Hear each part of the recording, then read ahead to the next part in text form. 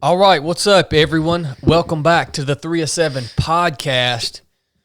Man, we're about to bring you some stuff this morning. Thanks for tuning in. Today's episode is going to be, I guess, a follow-on to the post that I made yesterday on Instagram about how I choose the people that are within my inner circle.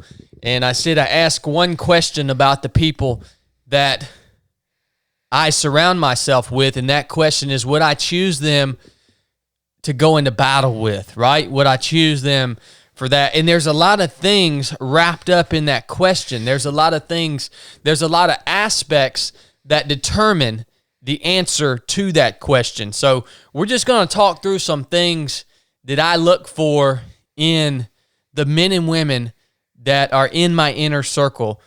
The things that I look for that determine the answer to that question, would I choose them for battle? And I think, Blake, the way this pertains to you is obviously you were in law enforcement for quite a few years. And who are the men and women that you would want to respond to a call by your side, right? When crap got hairy, who were the men and women that you wanted to show up, and what are the characteristics, what are the traits of those people? So this is interesting. This is an interesting topic to me anyways. That's what today's episode's about. Hey, I wanted to let you guys know we've got a really cool guest coming on this weekend. Well, Lord willing, she'll be out here Friday night, as long as flights and everything go well. Her name is Sarah. Sarah, I'm not even going to screw your last name up. Dorough. Sarah is a level 10 gymnast. She's a freaking beast, man. I'm talking about a beast. If you want to follow, check Sarah out on Instagram. Her Instagram handle is Sarah, and then her last name, SarahNDoroughh. I might put her Instagram handle in the show notes of this episode. But she is a beast. She's a coach. She's a trainer. Just super, super fit. And she's coming out here to share her story on the 3 of 7 podcast. But because we are athletes and we are competitors and we don't mind a little competition, we've got the gym, CrossFit Rome, reserved Saturday at 10:30, and Sarah and I are going to go head to head. I've basically given the coaches at CrossFit Rome, or Jeff Holloway, the owner. Jeff's an awesome coach. You guys have heard him on the podcast. I've given him my 3 strengths and Sarah's 3 strengths. And I told Jeff, I said, design a workout for us to go head-to-head with each other. Former Navy SEAL ultra runner versus a level 10 gymnast. This is going to be brutal, son. Y'all tune in, too. It's going to be good. We're going to do this on Instagram Live. Yeah. 10:30. 10:30, Instagram Live. This is going to go down, and we're going to see what happens. I'm a little nervous, man. Here's the thing. Sarah is so strong and so fit. There are a lot of things that she can do, a lot of movements that she can do that I can't even do. I can't even physically do the stuff. If you see this kind of stuff that she does, like on her Instagram and in her workouts, it's insane. Did you see her getting out of the pool? Oh, yeah. It's insane. The control that she has over her body and her core strength is just, I'm not even on the same level. Like, I want to do some squats and run and deadlifts. Like, she's talking about L holds and all this. I'm like, I don't even know if I can do an L hold. I don't even know what an L hold is. I think it's where you're hanging from the bar and you just raise you make an L. Yeah. Pick your legs up. I could hold that for about 5 seconds. I could do the L shape. Yeah, sitting on the floor. Yeah, I could do it sitting on the floor. But it's gonna be an awesome, awesome little deal here, Sarah. I hope you listen to this because I'm announcing it. Anyways, and the plus side of that is not only do we get to do that, and you guys get to watch it and see us really go to freaking battle against each other, but we also then later on that day we get to sit down and hear Sarah's story and her philosophies on training and fitness, and she's got a lot of wisdom when it comes to diet and nutrition. So that's going to be a lot of fun. You guys know how passionate I am about strong women, and she's one of those. So just want to go ahead and put that out there. 10:30 Saturday. That's Eastern Standard Time. Saturday morning, Instagram Live. That'll be. Well, I don't even know what the date will be. It's the 10th right now, March 10th, Saturday morning. All right. I wanted to put that out. Basic course dates for the rest of the season here will be also released on Sarah's episode when we release that. We'll probably put that out Monday of next week. So we'll make sure the dates for the upcoming basic course classes are released in the beginning of that episode. And if you want a little jump on it, we'll give it to the Patreon people first and then release a MailChimp. Oh, yeah, that's right. So before that episode comes out, Blake will put those out to Patreon. Then he will put them out to the mailing list. Look, guys, with the basic course, it is unparalleled. It's I believe truly we set the standard for any course that even resembles what we do. We set the standard because we incorporate everything during that mission, from body, physical stuff, body, soul, emotional stuff, that patience, all this stuff, and also spirit. We get to work every angle when we are out there on the mission and working as a team out there on that course. It is the standard, period. And here's the thing. As long as you guys keep applying and you guys keep wanting to go, we're going to keep running these things. So if you haven't been selected, don't get discouraged.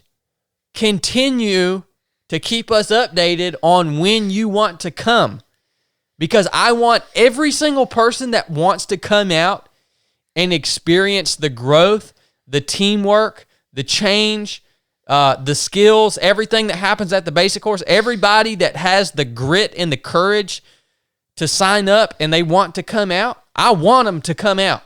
There's not a single one of you guys that have applied for this, the hundreds and hundreds that have applied for this, there's not a single one of you guys that I don't want you to have the opportunity to do it if you want to do it. So that's where my head's at on that. Don't get discouraged if you applied a year ago and you still haven't been selected. Just shoot me an update. Hey, I applied a year ago. I heard the new dates. This is when I want to come. Yep. All right. And so that's where I'm at on that. Oh, man, that's a lot of stuff to start this. I don't even think maybe we'll run a little advertisement at the end of this one. Yeah.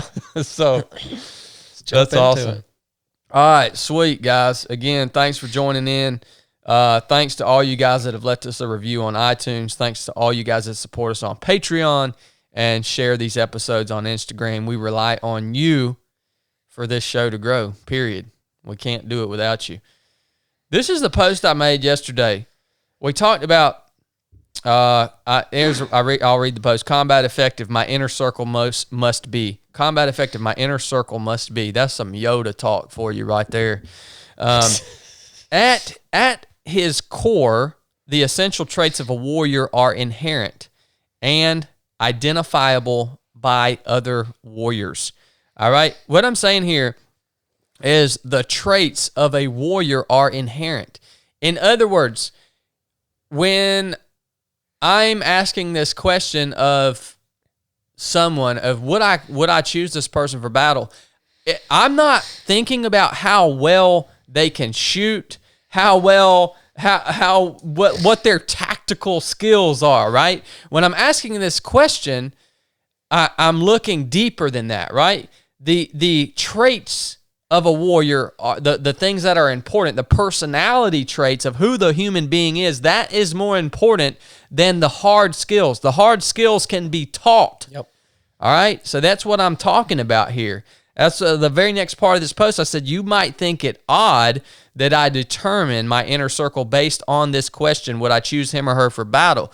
Because I think that's what you guys may not understand, is when I ask this question of another individual, I'm not saying what is their tactical proficiency. I'm saying what makes them who they are, right? Because the tactical proficiency, if we're really going to take someone into battle, those things can be taught, right? And when we talk about battle, we're using that both metaphorically, and for me, I think about it in literal terms, right? Because all the traits that you would expect from a man or a woman standing beside you in actual battle, those same traits would be the traits you would want from a partner when you're on the battlefield of life, when crap's going haywire and nothing, stuff is just not going your way. Those traits are transferable, right? So this is both literally and metaphorically in my mind.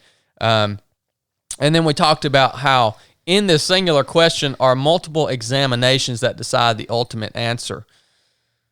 Look, first of all, somebody would ask, well, how do you find these people how do you find these type of people that you can bring into your inner circle? How do you get yourself in a position in life where you're surrounded by, a few men or women that can actually be true advisors and partners and warriors with you? And I mean, my answer is you got to get out you got to put yourself out into the world and start doing freaking hard stuff. And, you're going to run into these type of people that you want to be in your inner circle.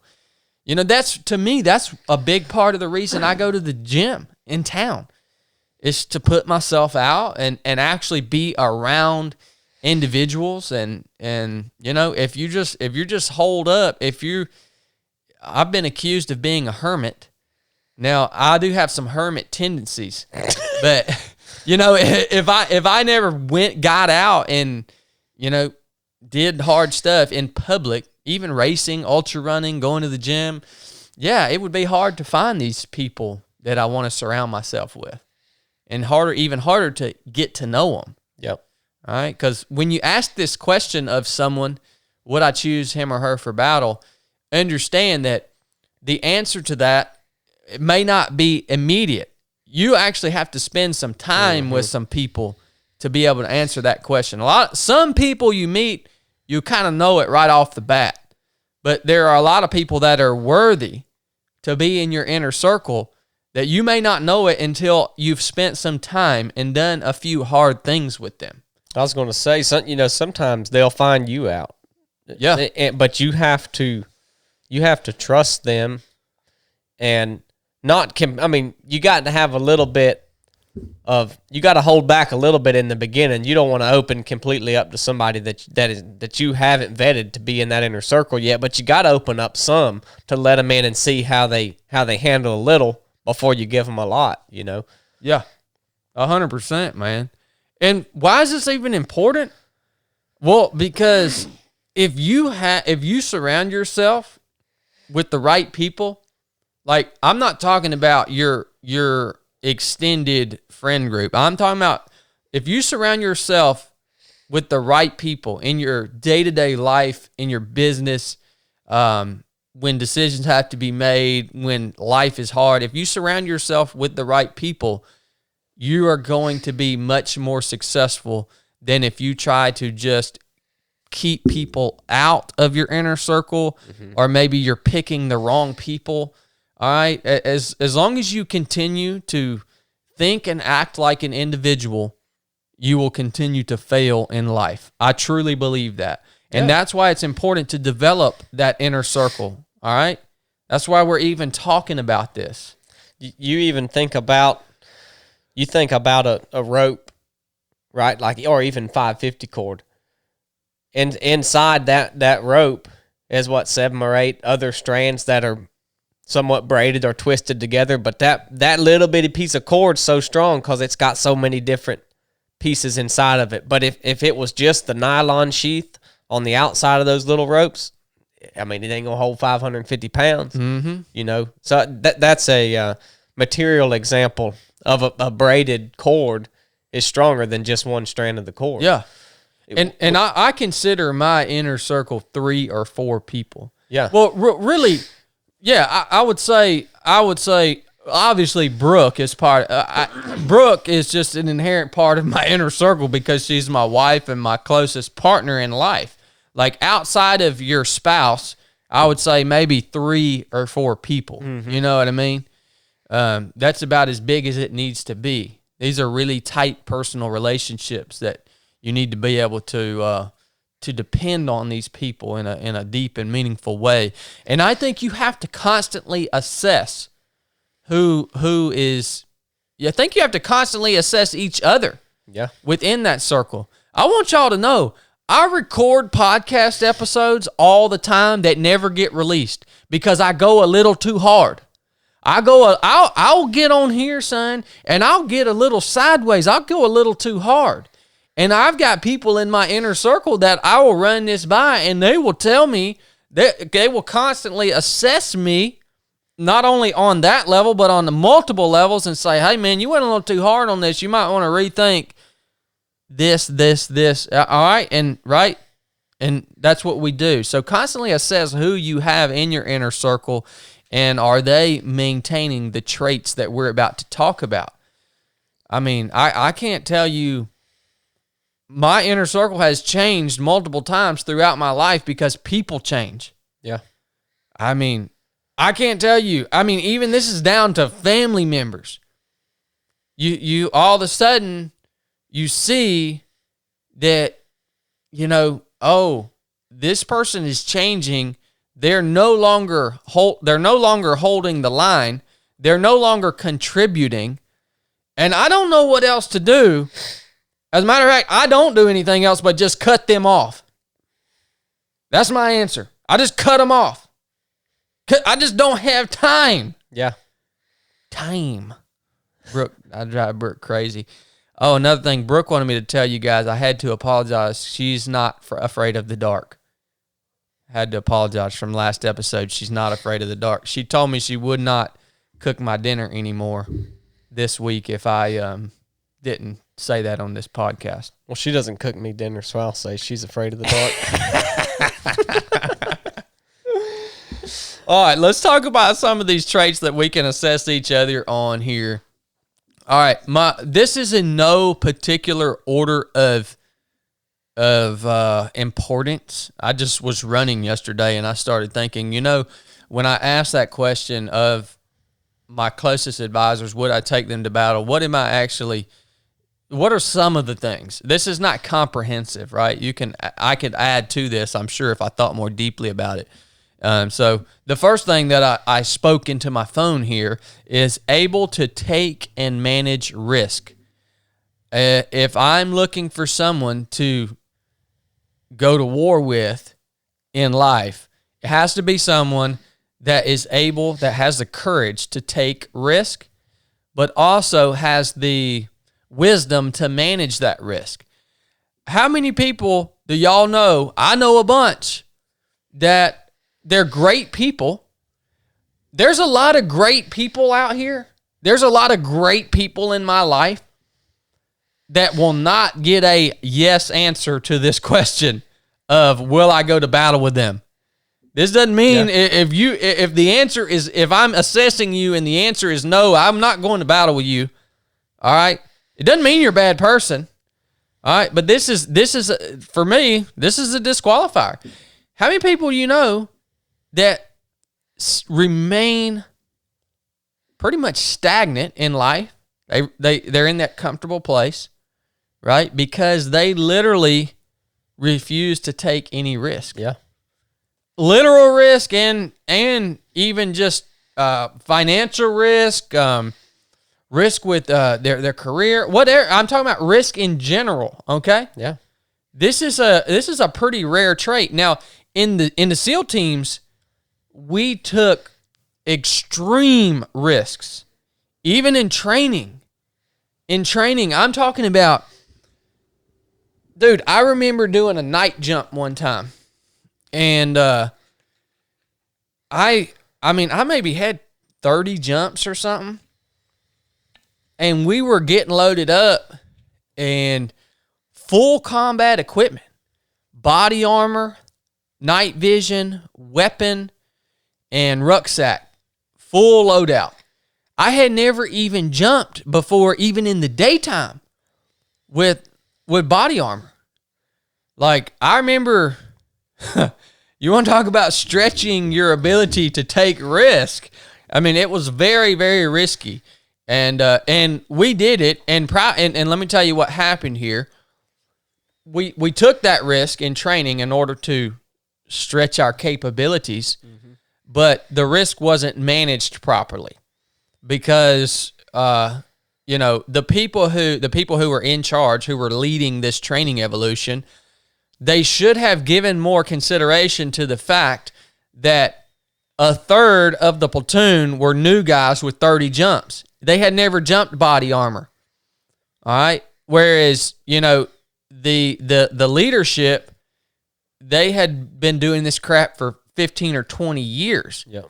So we took the risk, though, to do this, and we all jumped, and I think 50+% of the platoon missed the LZ, and we spent the next 4 hours driving around Suffolk, getting jumpers out of trees.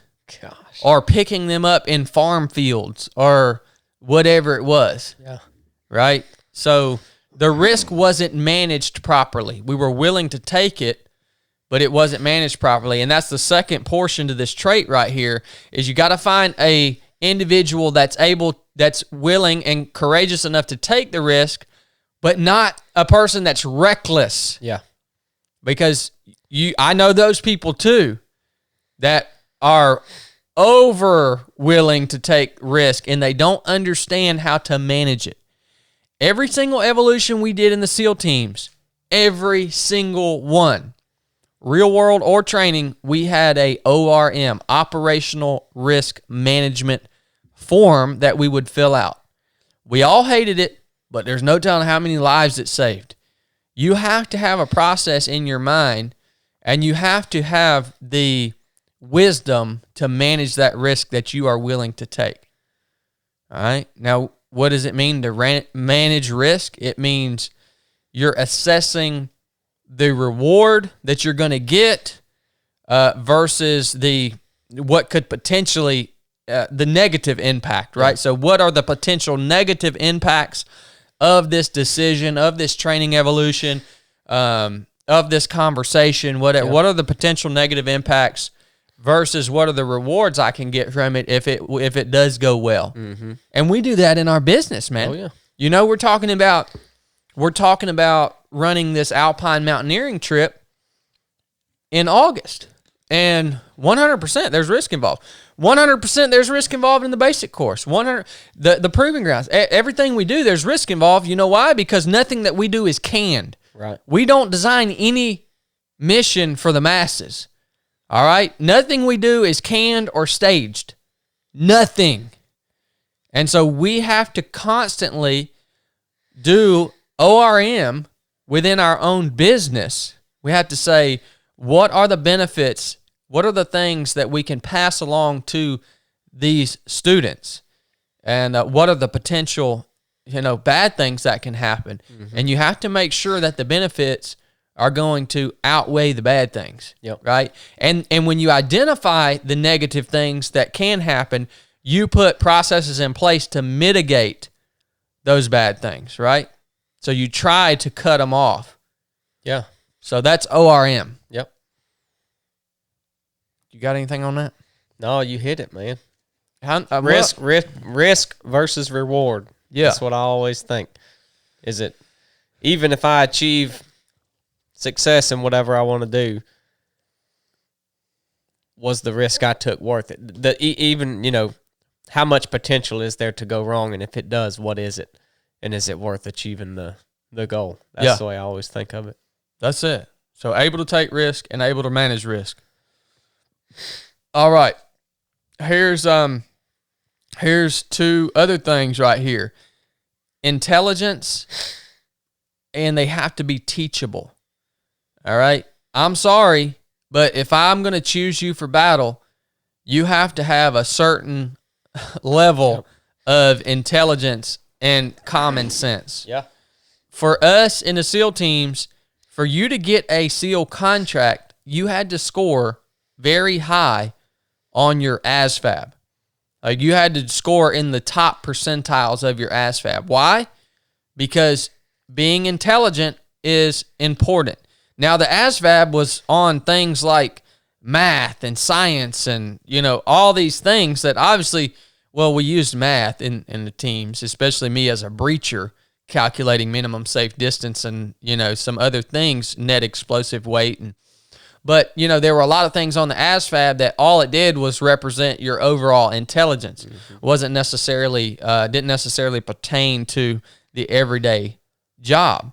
So you got to be I'm not saying you got to be a genius, but you got to be able to carry on a good, intelligent conversation. I think it's a lot more of the common sense part of it. Yeah. You don't have to know biology and be, a whiz in the books, so to speak, but that goes back to the risk management. Right? Yeah. If you don't have that common sense or that certain level of intelligence, you're not going to be able to manage the risk or anything else.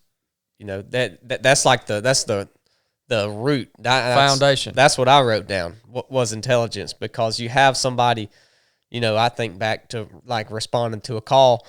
You have someone there that doesn't know the law, and they go in and do something wrong, then they're going to freaking get you in trouble, legal trouble. Mm-hmm. So you want somebody that knows what they're doing and is not going to, even if it's required to achieve whatever you got to do there. Safety's number one, but beyond that, you got to do it in a way that's legal. And if you don't have someone that's got some sense about them, then you might wind up sitting in a cell yourself. Yeah. It's key, man. Key. Intelligence and teachability. Teachability is I think it involves a couple different traits.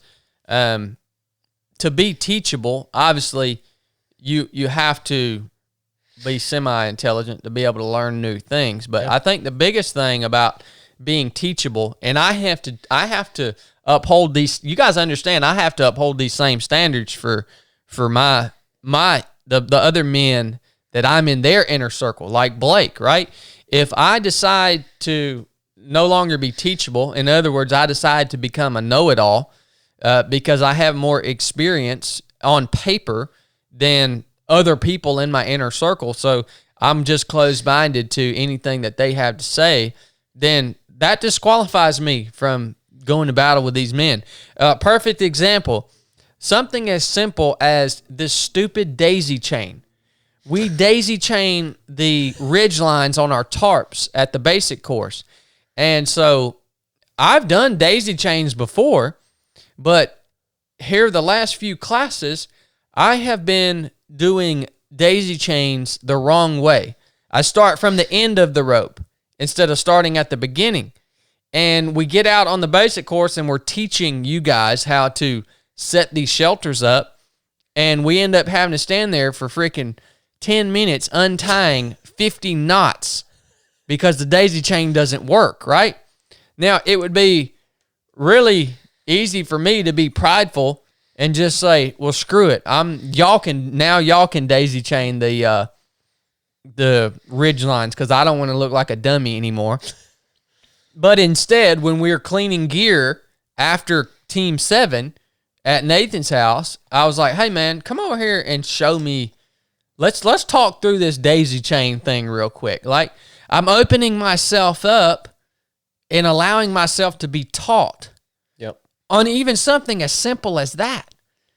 And if you're teachable, then if you're intelligent and you're teachable, in other words, you're not a freaking know-it-all, and you don't get butt hurt when you realize you're screwing something up, then yeah, we can do anything. Yeah. We can accomplish anything. Because then we're able to use the combined knowledge of the men and women that we call our inner circle. Instead of it just then, if you're not teachable, it just breaks down to what you have in your own head, and there's no more or no less when the freaking mission needs to be accomplished. Yeah. All right. Next thing I got on here. You have to be able to lead and also be led. All right? Lead and be led. This is a part of our creed. This is very important. This is a question that I ask. This is something that I observe in other individuals within my inner circle on a constant basis, is their ability to lead and be led. I think that humility is also wrapped up in the ability to lead and be led. A perfect example of this in my mind, and you could use this example for multiple different characteristics here, is say, we'll take it back to a combat scenario. Say we're doing land warfare, and we're on patrol, and we take enemy contact, and we all, get online, we're returning fire, but we're basically getting pinned down. The enemy's advancing, overwhelming fire, we're getting pinned down. And I need to send you, I need you to break away from our base of fire, and I need you to go flank the enemy, right?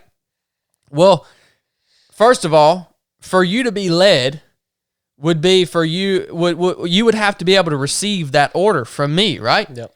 I'm telling you, hey, Blake, flank left. Flank left. Well, if you said, nah, screw that, man. There's a better way we can. It's like, no, man. Flank left. Yeah. We got to do something here. All right?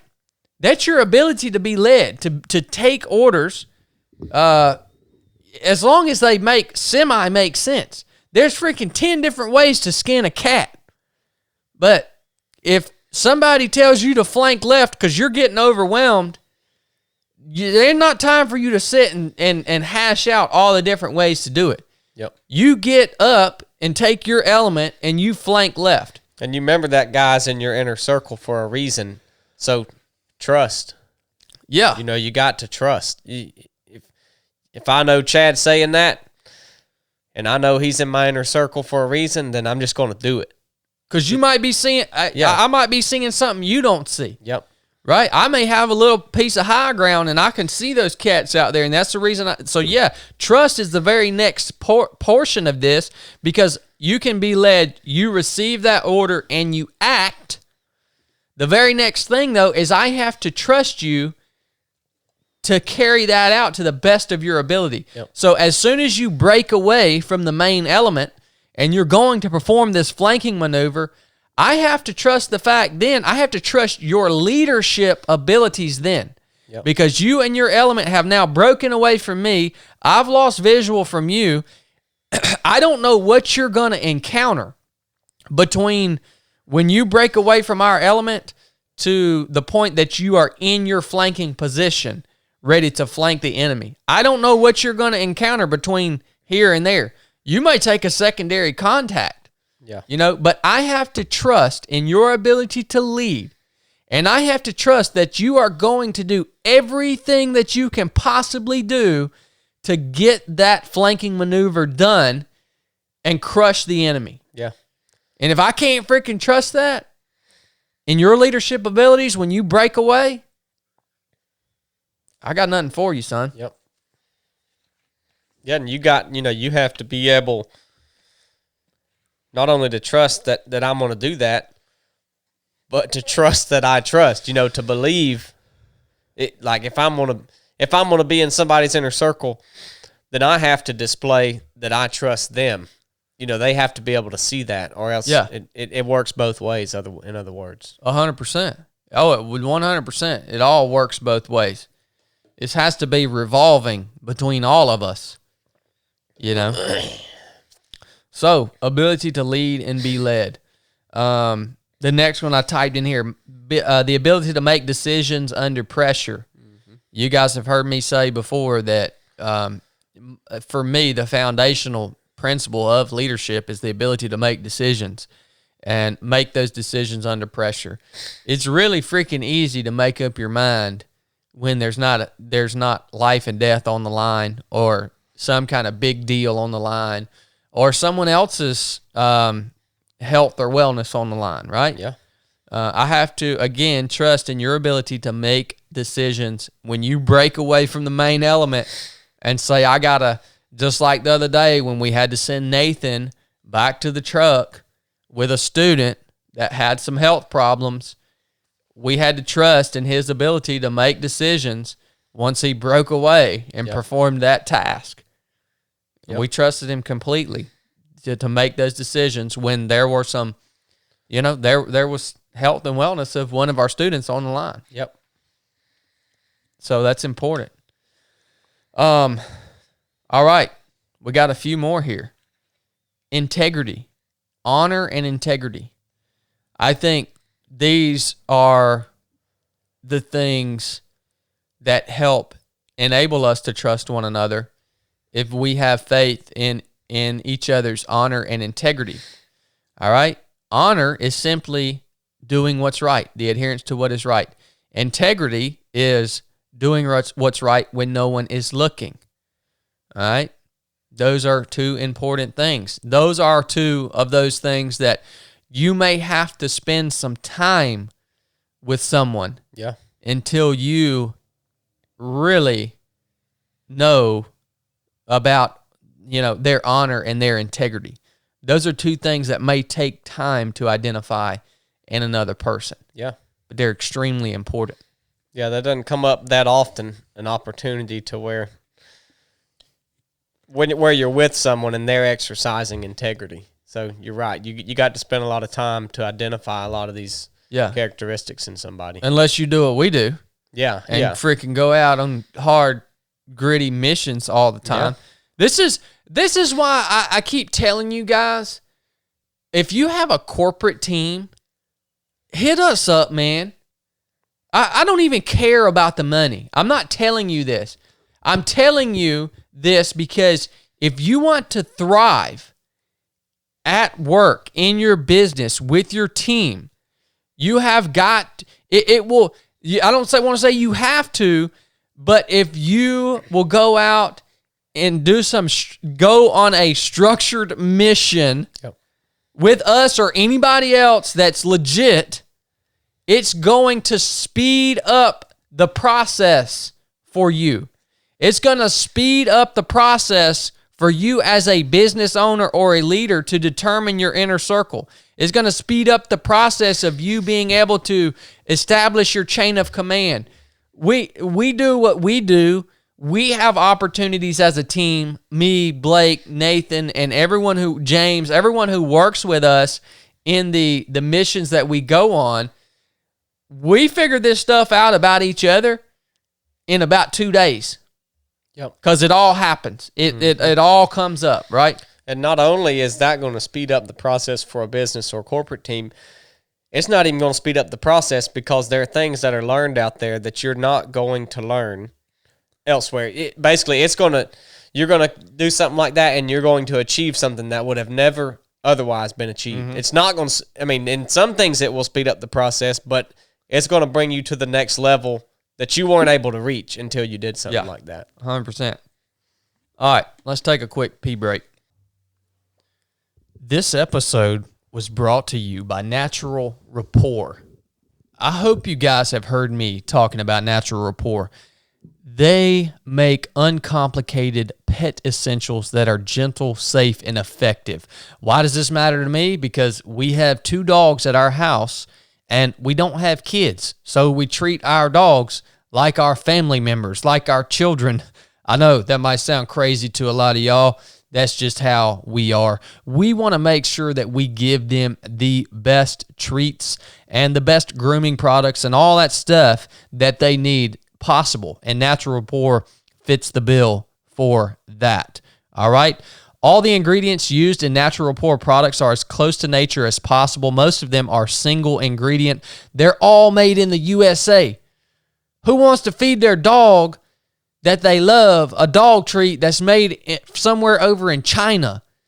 All right? Yeah. That's probably not going to be good.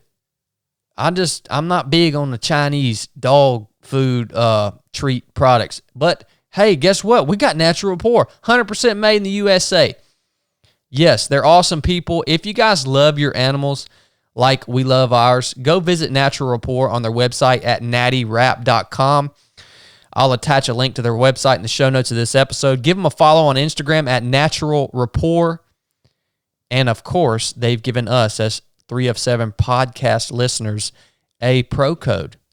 It's just 3 of 7 project, all caps. That'll give you 10% off your purchase.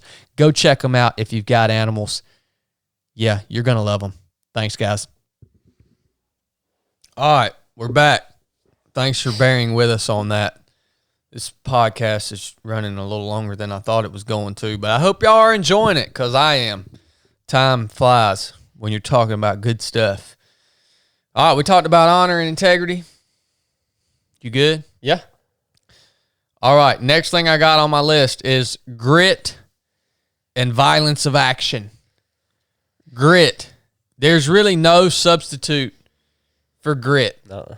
It's the question always comes up, something like grit. Can grit be taught? I don't think it can be taught. I think it can be developed. But I think there has to be some inherent grit in a person before they'll even put themselves in a situation where they can develop their grit. So there's just no substitute for it. Mm-mm. And grit just means that you're going to keep coming. That every time you get knocked down, you are going to get back up. That you're going to draw on every ounce of strength that you have to get back up. That's what grit is to me. Simple. Yeah. And violence of action is, I think that's pretty self-explanatory. Again, go back to that flanking maneuver. Blake and his element break away. They've gotten the position to flank.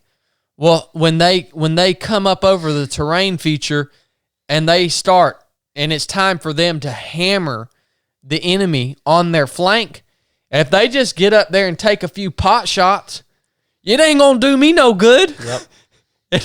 I mean, them jokers need to get up, top that daggone terrain feature, and rain hell fire down on the enemy. Yeah. That's violence of action, man. I'll add to it, too, that I think you have to be able to adjust that. Like, you need to have that level of violence of action, and you need to be able to get there quick. But you also need to be able to dial it back if you need to. Now, I mean, maybe not in combat, but in life, in business, in relationships. It goes back to be hard when it gets hard, right? You got to be able to have that spot you can go to, and you're the dang meanest, hardest one out there. And then you need to be able to dial it back because you can't always be that way. Yeah. And you're not going to be in my inner circle if you're always that way. No, So that, to me, that's a key component, is to be able to adjust that quickly and when it needs, at the right time. Yeah. Yeah. I mean, you're exactly right, man. And I've tried to live that through my whole life. I mean, I remember on my first platoon, I was an A-dub gunner, automatic weapon. So I ran a belt-fed machine gun. And for you to be a good A-dub gunner in a platoon, you have got to have some violence of action.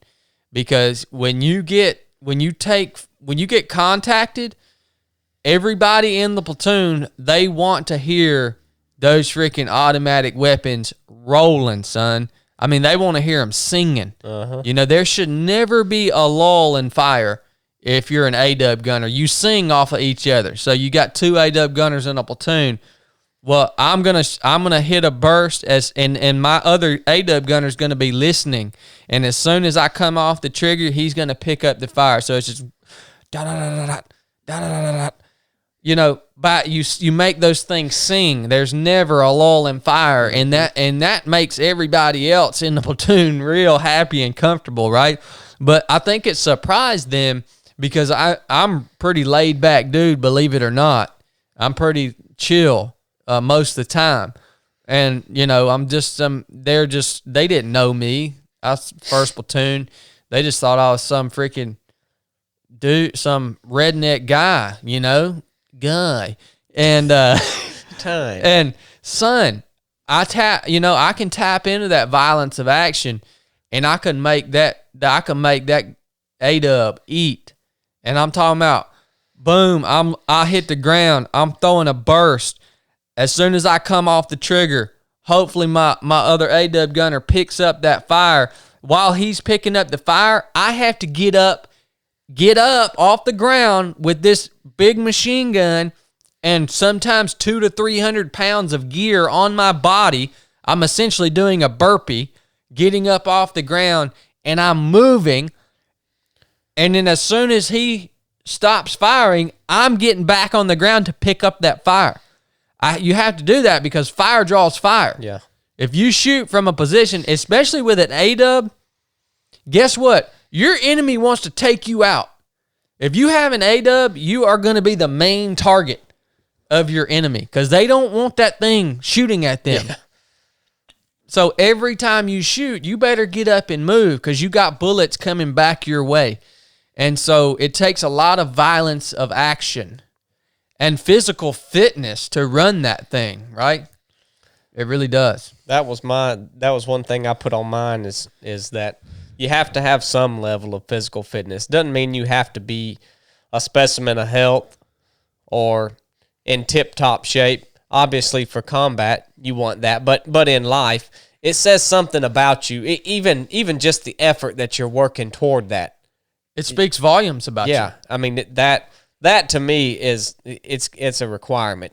Again, I'm not saying you got to be out running 100-mile races, doing ultramarathons, whatever. But you have to show some consistency that you care about your body and you're working on improvements to getting better with it. Physical fitness is a representation of leadership, of integrity, of honor, of grit. Physical fitness is a representation of a lot of things that we're talking about. That one trait can answer a lot of those. It really can. It can't tell you everything about a person, obviously, but it's going to give you some understanding of the individual right off the bat. Yeah. And I agree with you. I did not have that on my list, but I would have if I would have thought more deeply about this. Is physical fitness. You know, I love. Look, man, where we live, I don't know if y'all realize it or not, but it is country where we live. And it absolutely is hilarious to me when I go down to the local gun store and to do some shopping. And like literally everyone in there is overweight and just got done eating a Bojangles biscuit. And they're in there talking about everything that's going on in the government, and they're in there arming up. They're all arming up, man. and I'm looking at these cats like, what are you going to do with those weapons? Like, do you understand what it takes to be physically, what it takes to be combat effective on a battlefield? If you got to clear the gut to get to your weapon, then you're already behind the gun. I'm going to go ahead and tell you, son, some of the most wore out I've ever been in my life was after a long day of close quarters combat training, or especially land warfare training, where you're patrol to contact and then you're doing IADs, IMTs, individual movement techniques, and you're basically doing 200 burpees to either push through a contact or to fall back or flank or whatever. I mean, the amount of physical fitness that it takes to be a combat effective warrior is that's why we go through buds. Yeah. Right? Is because we want to make sure that we're committed to our physical fitness. So we should hold each other to that standard within our inner circle. For sure. I did have a leader one time in the SEAL teams that was not physically fit. And I won't say his name, but he was a platoon chief. He was not physically fit at all. He had a puzzle gut, and it caused so much hate and discontent in that platoon, man. He wasn't a BBC, was he? Busted biscuit can? No, he wasn't really on that level, but he had a puzzle gut, man. Yeah. And he just was I say he wasn't physically fit. He would have been above average physically fit for the civilian populace. He was not physically fit enough to be in a SEAL platoon, though. Yeah. And dude, I actually got in trouble for that. One time, of course, we had they call him the Commodore. He's the head guy of all naval special warfare.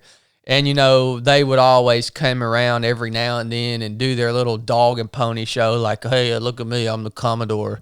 They're politicians is all they are. This guy's a SEAL, but he's just literally advanced so high that all he is a politician within the structure or the bureaucracy of the U.S. Navy. And of course, when they come around, they want to act buddy, even though it's a pain in the freaking butt when they come around, because everybody's like, oh, make sure you have your best uniform on and you shave and your sideburns and all this bull crap. When this guy comes, you got to get it. It's a pain in the butt, and he comes in, and of course, at the end of his session, they're always like, well, we want to, if you have any questions for us, if you're having any issues, nothing's off the table, just go ahead, let's talk about it. Let's talk through it. And of course, I raise my hand, and I'm like, hey, what about my freaking chief here that is unsat? Was he there, your chief? No, he wasn't there. This guy came while part of our platoon was gone, and I just happened to be there at the command when the Commodore came. So it was only a few of us. And I even asked my other buddies in the platoon, I was like, do y'all think I should bring this up? Because they had advertises like the Commodore's coming and he wants some Q&A. He wants to hear how you guys are doing. It was a small group. It wasn't like there were hundreds of people, right? It was just like 15 or 20 of us in a room with this guy, and we have to listen to his politics and then Q&A. And I'm like, hey, what about my chief that's like unsat? And of course, he didn't have an answer to it, right? Because whatever, man. It is what it is. And then I got in trouble. After the dude leaves, I got in trouble for asking that question. For holding a teammate, for holding a leader to a standard of physical fitness. Yep. And the dude said, if you're having any problems, let me know. This is I don't know what they call it, open door policy or whatever. I'm like, okay. Basically, he was saying he wasn't going to say nothing to nobody. He would handle some problems for you. Exactly. Yeah. Yeah. Well, that just goes to show you. He created one for you, didn't he? Yeah. I got in freaking trouble for that, man. Big trouble. What'd you have to do? For the rest of I was getting ready to go out overseas in like 2 weeks, but I was there for 2 weeks. And so the rest of the time I was there at the command, every day I had to wear a dress uniform into work. That's the worst thing they could have done to you. It was terrible. And I didn't even have the uniform. I had to go out and, I think I borrowed different parts of the uniform from some of the techs that were working for us. And I assembled one. I think the pants were like high waters and the shirt was too tight. But they made me wear that every day until I left and went overseas. So anyways, okay. So as a leader, don't ask your team questions about problems they're having unless you're willing to answer those questions and fix those freaking problems, man. I'm getting ticked off right now even thinking about that story. Turd. Yes, there are turds in the SEAL teams. Yeah. There are turds in everything you do. There's people that slip through the cracks. There's people that were good to go in the beginning, but they've changed. They've become corrupt. Yep. They've become lazy. Whatever it is. That's just life. All right? I'm not going to go down this rant. We're almost an hour into this. I could keep going on this, but I'm not going to. I'm just going to hit 2 more points here. Going back to what Blake said, be hard when it gets hard. The other things that I have in here, the first one is calmness and inner peace. I have met plenty of people and still meet plenty of people on a regular basis that I believe could manage risk. They're pretty intelligent. They can lead and be led. They've got some grit. They're in shape. All these things. But they're just freaking squirrely, man. They're just a little bit inconsistent. Yeah, I mean, they're just kind of, you're like, man, what is this? This guy needs to just relax. Right? Calmness and inner peace. I ain't going to be around somebody in the heat of battle that's squirrely, man. You can't have that squirreliness. I mean, y'all know what I'm talking about? Yeah. I know what you mean. I mean, you can have a lot of people that hit a lot of these wickets. Yeah. But they're a little squirrely. I don't know if y'all understand that or not. I'm trying to think. I don't want to call any recent examples out because I don't want to shame anybody into calling them out for being squirrely. But yeah, just leave it at that. If folks don't get it, they'll have to see it for themselves. Yeah. The last thing I got on my list is compassion. You got to have the ability to be compassionate in not only on the battlefield but in life. If I'm gonna be standing by you, because here's the thing: even though there might be a job that needs to get done that requires violence of action, grit, all these other things, you got to get the job done. I don't want you as a team member of mine. I don't want you to be hurting other people that don't need to be hurt. Like I don't want you hating people that don't need to be hated. I don't want you expending all of your energy just attacking and bulldozing through whatever is in front of you. You've got to be able to show some compassion and some discretion also. Mm-hmm. You got to be a freaking point shooter, man. You can't be that. That's why they call us operators, because we are able to have compassion, have discretion, make surgical cuts, right, in order to accomplish the mission, and not just bulldoze through and have no concern for the life or the relationships of the people that could potentially be, in your line of fire. Yes, dropping a bomb versus going in and tactically as a team achieving the mission. Yeah. Because you can, like you said, there's more than one way to skin a cat. You could drop a bomb and kill the dude you're trying to kill, but how many other people? At what cost? Risk management. Yep. Yep.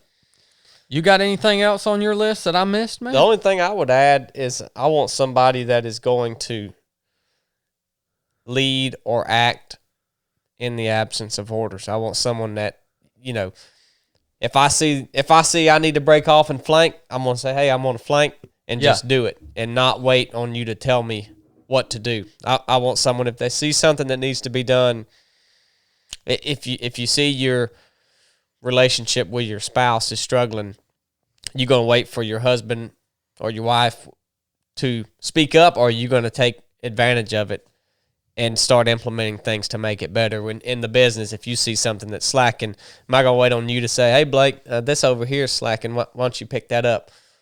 Or do I just need to step up and do it? So I want somebody that's going to see the problem, communicate it, make sure everybody's on the same page, and then execute. Yeah. That's another thing that you could, I think, add to this list is communication skills. I think that is extremely important. No, I love that, man. So, like I say, this isn't the all comprehensive list, of everything that I dissect in an individual when I ask the question of them of would I choose them for battle, both literally and metaphorically in my life. The answer has to be yes for them to be part of my inner circle, part of my business, part of my life, okay? This is a question as we progress through developing the 3 of 7 project training pipeline. Yep. When we are bringing and training other instructors, when we're bringing them on board and we're training them as instructors, this question has to be answered about that person. And you're going to hurt feelings. Yeah. There's going to be folks in the instructor pipeline training thing. There's going to be folks that go through the steps and we find out, hey man, you fell short on this. I'm sorry. Yeah, and it's just, it is what it is. That's why, I prefaced this whole conversation with this is not a judgment on whether you're a good person or not. I'm surrounded by good human beings. Yeah. Every day. It doesn't mean that I'm going to take them to battle. Yep.